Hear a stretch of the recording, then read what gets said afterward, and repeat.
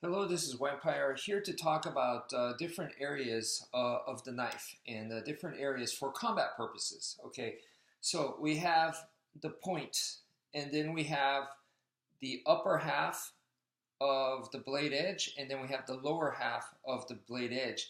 With this particular model, that's easy to see because basically the upper half is a plain edge, and then the lower half is serrated, right? So it doesn't matter if your blade is completely serrated all the way or if it's completely plain edge from the point all the way to the bottom of the edge. It doesn't matter. The main idea here is roughly upper half and lower half. You divide that into those areas. So we have the point, upper half, lower half, so that's 3. And then number 4 is the spine of the blade. And then number 5, I would say, is the flat part right here. We also utilize the flat part. Number 6 is the butt end.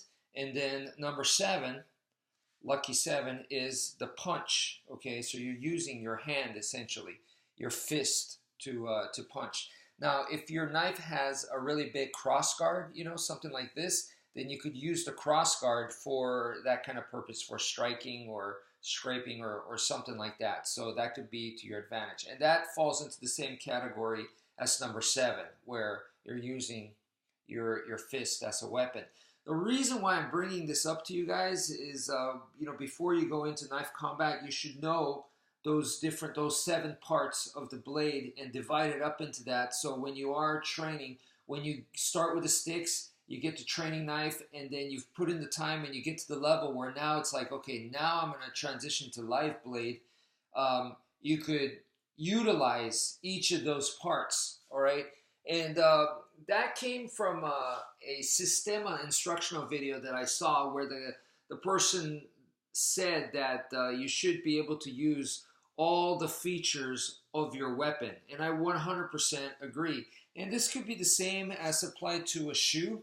Okay, so this is my shoe right here. You have the point, right? The point of the shoe. And then you have the ball of your foot right here, like for front kicks and stuff. And then, of course, you have the heel. The heel for, whether it's an axe kick or side kick or back kick. And then on top of that, you can kick with the instep right here, okay? And of course, Thai boxers kick with the shin. So that's another area that's not the shoe, but you kick with the shin.